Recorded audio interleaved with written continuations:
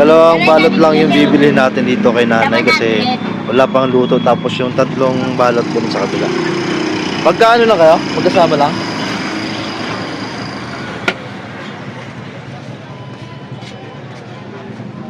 Damang kita putangan, dekal po gawin kabitbitan. Inata para dalawa sa ako. Dun sa kabila yung pesto ni ate. Dami kaya gulit. Ito mainit pa ito. Bagong luto lang to guys, oh. Dala ng bitbitan na.